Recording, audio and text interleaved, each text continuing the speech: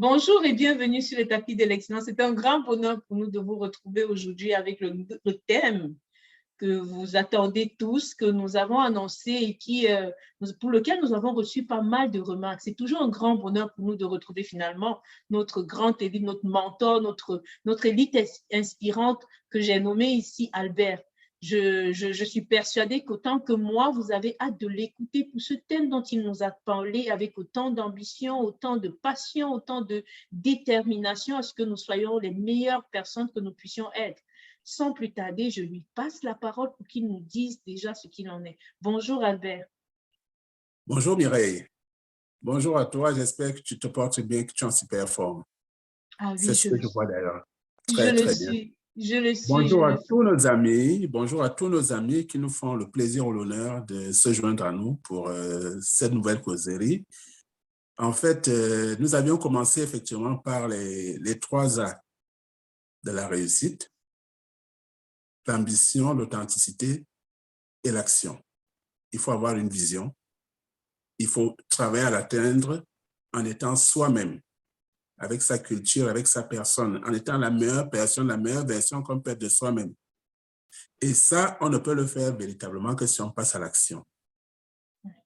Ensuite, nous nous sommes dit, suite aux remarques, comment je vais faire? Je n'ai pas d'argent, je n'ai pas de diplôme, j'ai pas.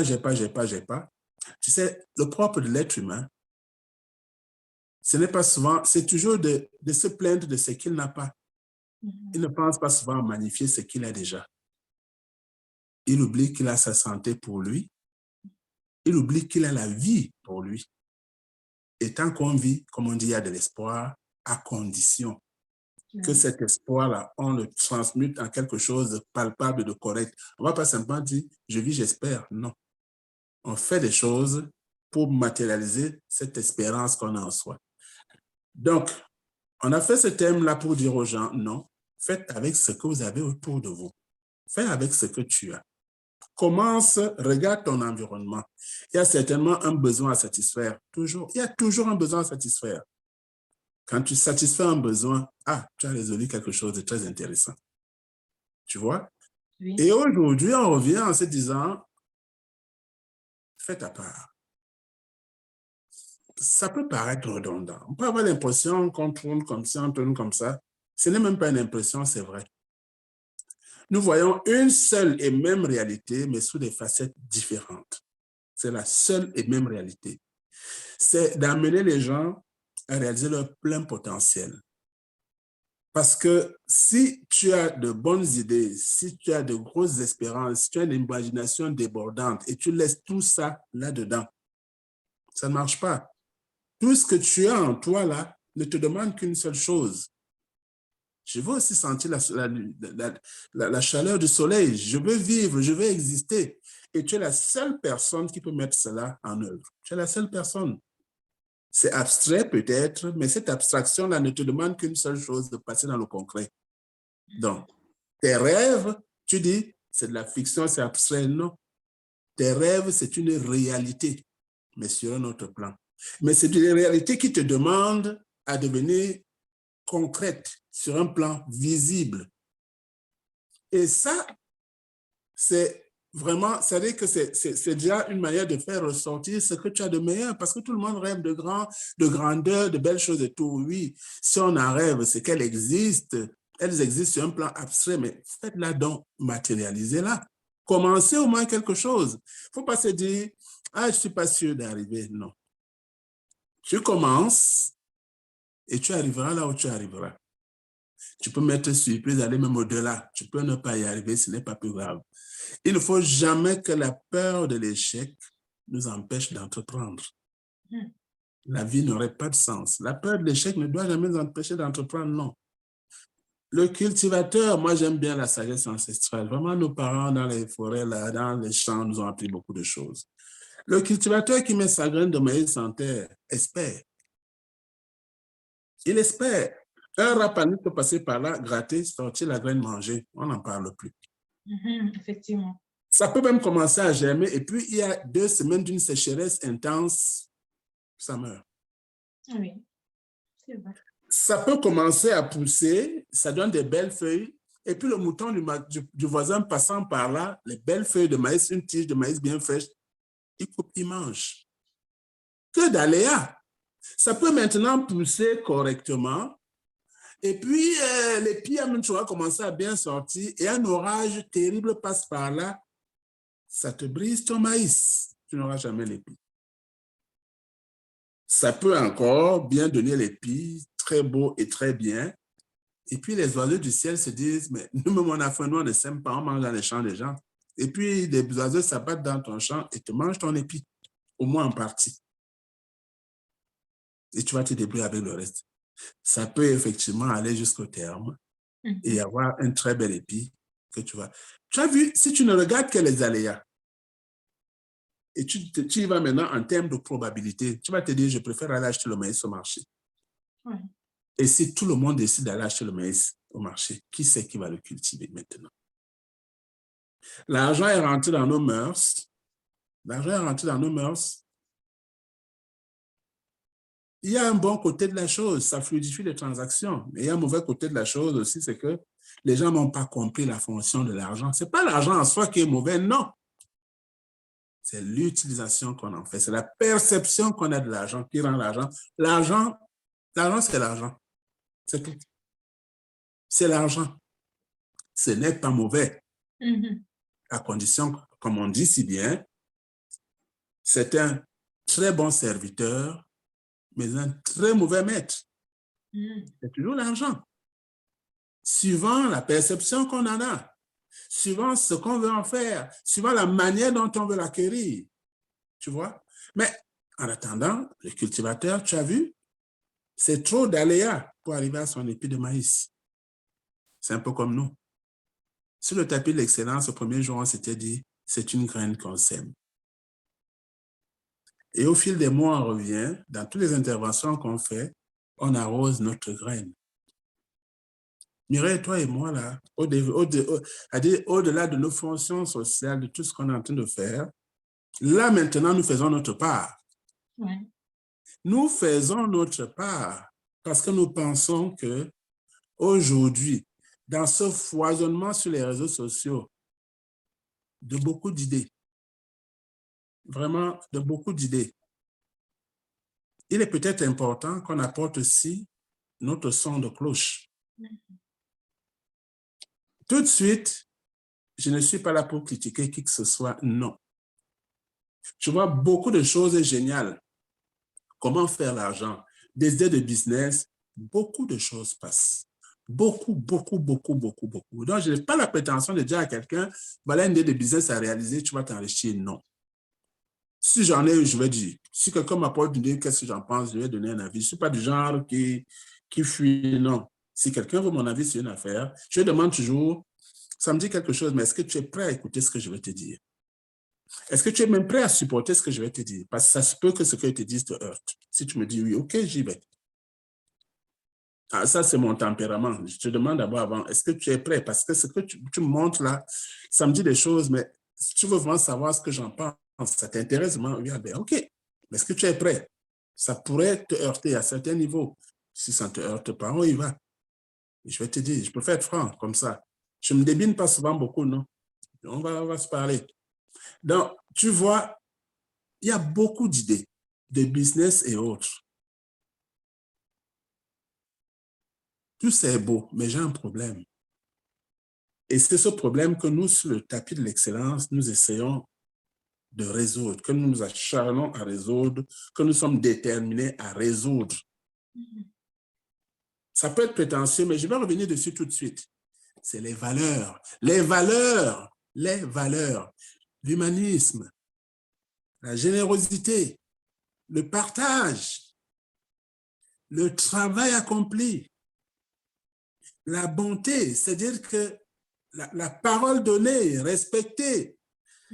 Mais écoute, les belles valeurs, c'est extrêmement important, à mon avis, de parler de cela. Parce qu'aujourd'hui, c'est des idées de business, ceci, c'est ça.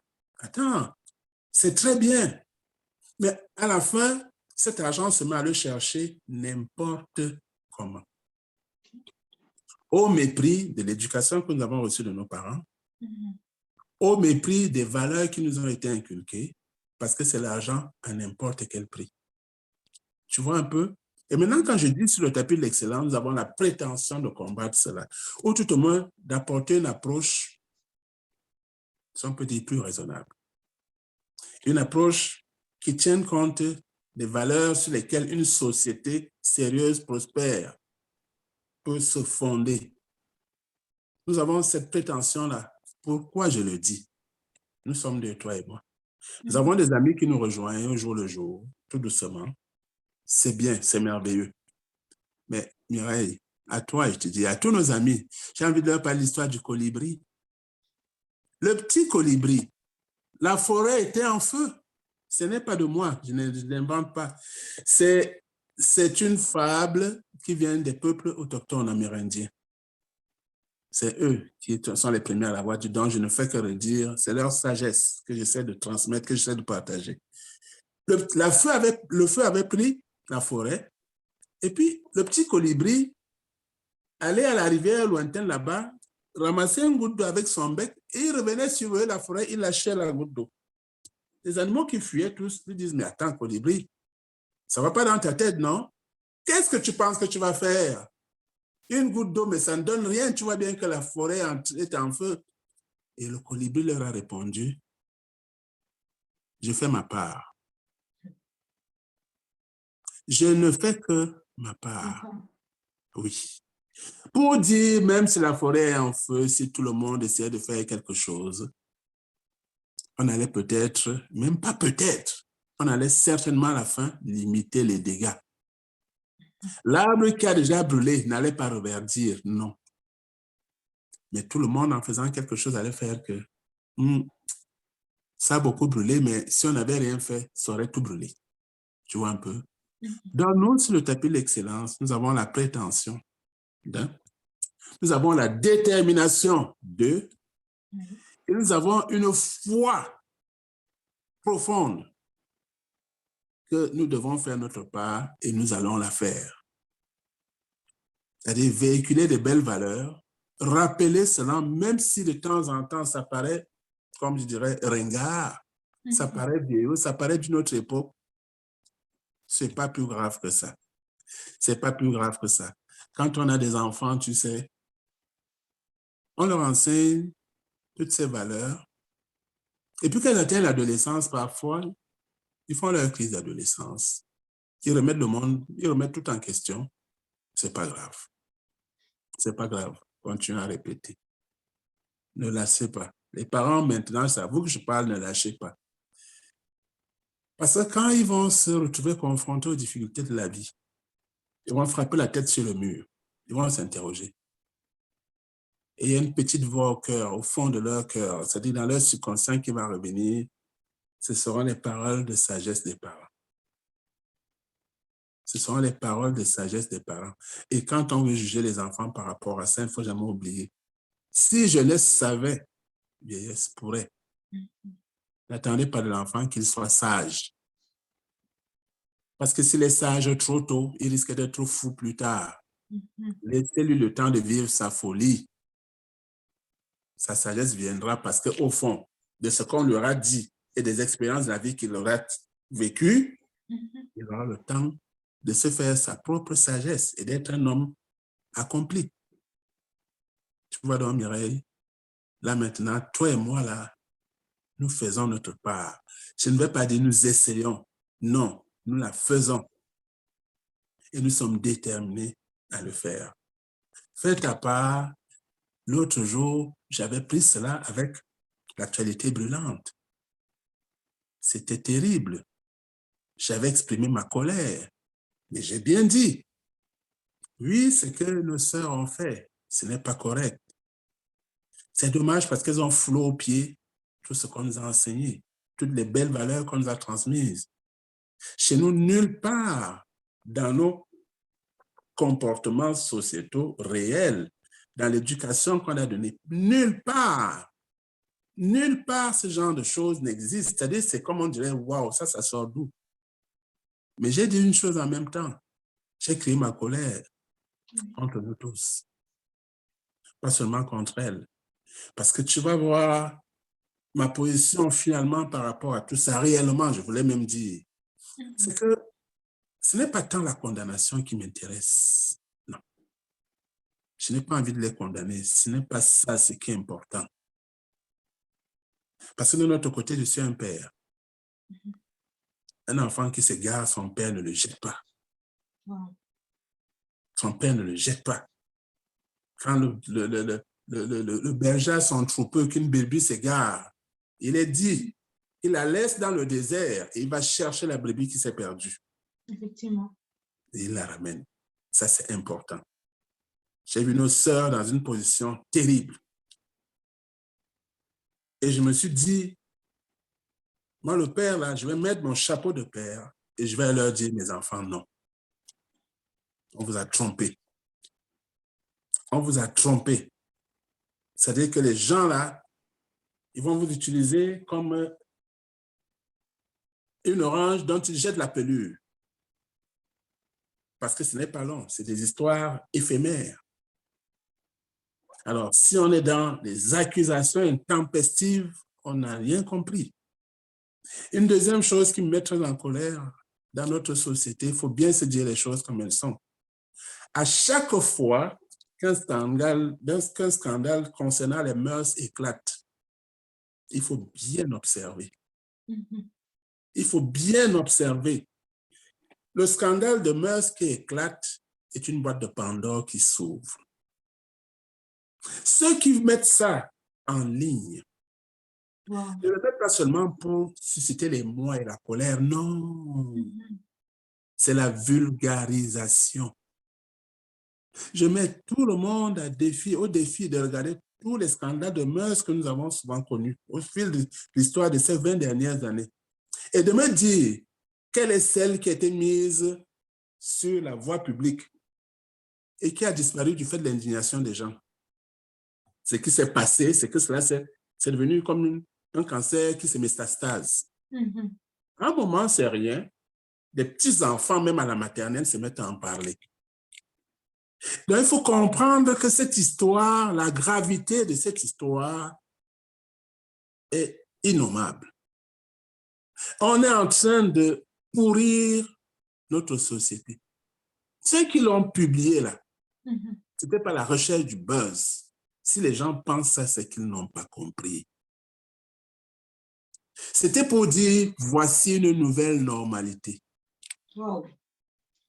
Voilà le sens de cette histoire. Voilà le sens. Et je répète, je mets quiconque au défi. Toutes les questions de mœurs que nous avons connues, toutes les questions de mœurs que nous avons connues, qu'elles étaient portées à l'attention du public, ça a donné quoi?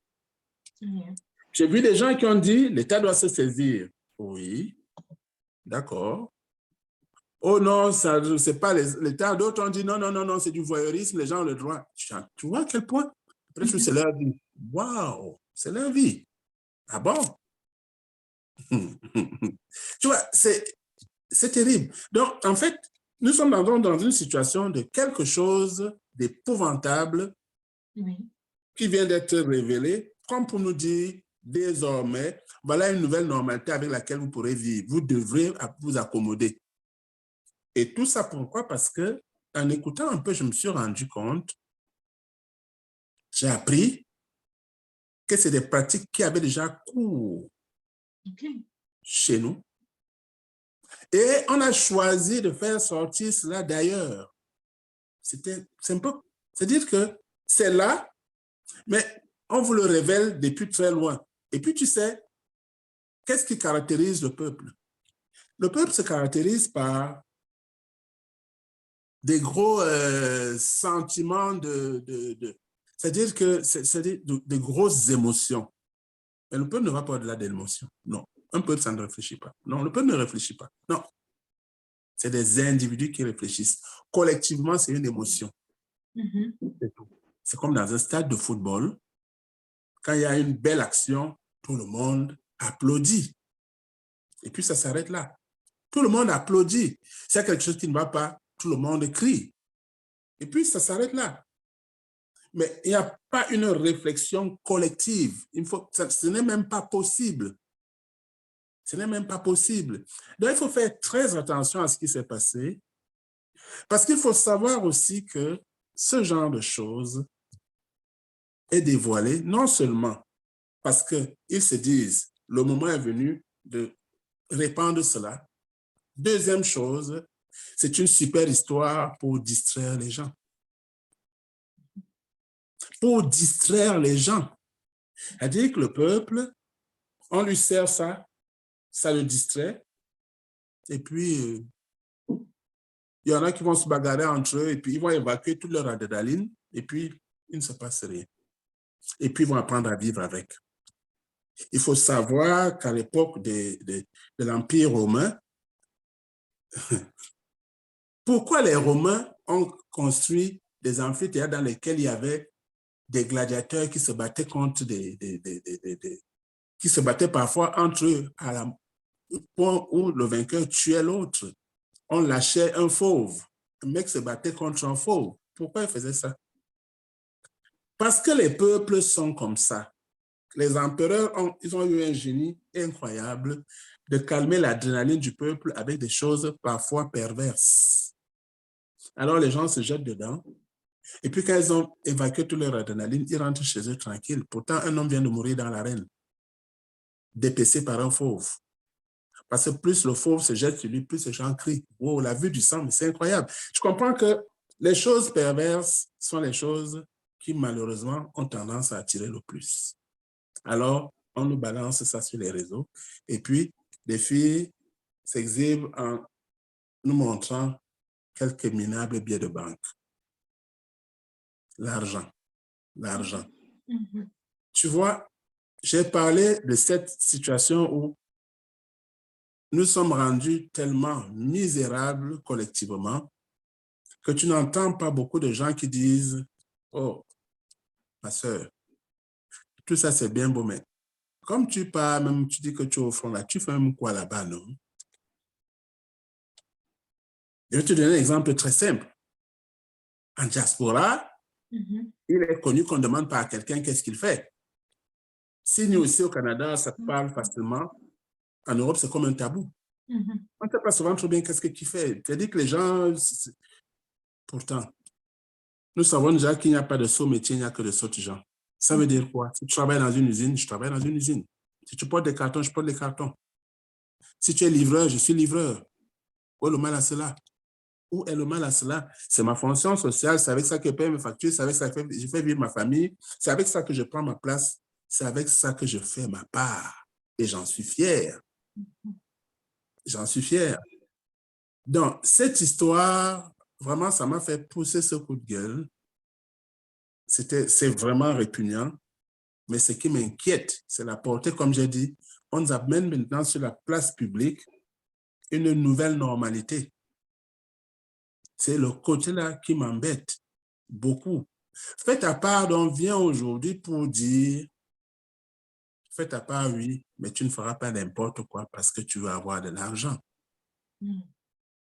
Et pour ça, quand on est parent, par exemple, et qu'on est, entre guillemets, un modeste cultivateur, il faut enseigner ce qu'on fait aux enfants. C'est ta condition. Et tes enfants naissent dans cette condition-là. Enseigne-leur ça. Mais en leur disant, voilà ce que je fais, vous plus tard, comme vous allez à l'école, là, c'est sûr que vous allez faire mieux, vous allez même faire autre chose. Moi, vraiment, tout ce que je sais, c'est ça. Mais il paraît qu'on enseigne des choses, comment on peut même faire, ça devient plus grand. Pareil, qu'il y a des machines, il y a si. Oui. C'est-à-dire qu'il faut leur enseigner cela en ouvrant des brèches. En ouvrant des brèches. La mère qui est vendeuse d'arachides, oui, au bord de la route. Si telle est sa condition, son enfant, qu'elle amène l'enfant à vendre les arachides. Oui, qu'elle lui montre les techniques de vente d'arachides. Et maintenant, pour faire bien, qu'elle intéresse l'enfant. Parce qu'il faut toujours susciter un intérêt. Donc, elle prend souvent l'habitude, si elle en a acheté pour 1000 francs, elle les fait bouillir, elle sait qu'elle compte, elle va donner 1500 à son enfant. Ça, c'est les arachides de 1500. Va les vendre. J'attends de toi que tu m'apportes 1200. Les 300 là, comment ça, son argent de poche pour aller à l'école. il faut les intéresser. Ce qui est souvent difficile, c'est que parfois l'enfant a l'impression, c'est dire que il faut vivre dans le monde dans lequel nous nous trouvons.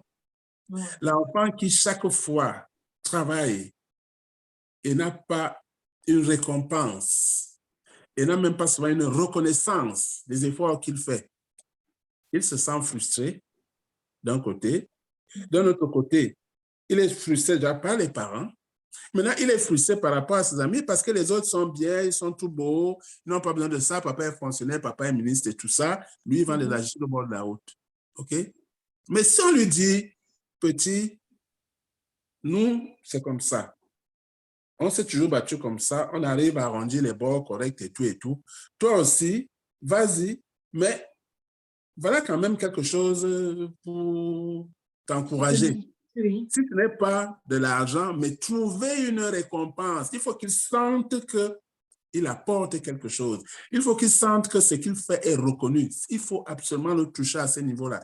Et en plus, il faut qu'il sente, qu'il sache que ce qu'il fait est important pour le groupe. Que ce qu'il fait vraiment, lui dit, c'est merveilleux, tu as bien vendu aujourd'hui. Vraiment, grâce à toi, demain, là, quand j'irai marcher, je pourrai m'acheter 1 litre d'huile.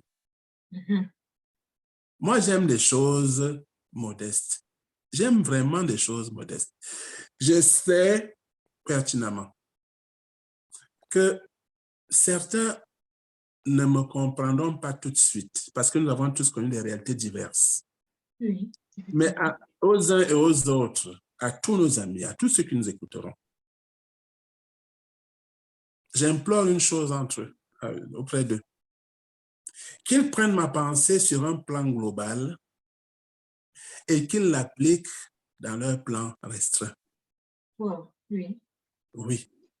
C'est une pensée qui est très globalisante, mais qui peut être ramenée à plusieurs cas de figure. Oui. Ça veut dire que ta condition à toi, parent, débrouille-toi d'abord pour être fier toi-même de ta condition. Arrange-toi en faisant ta part que tes enfants comprennent que oui, c'est ça. C'est beau.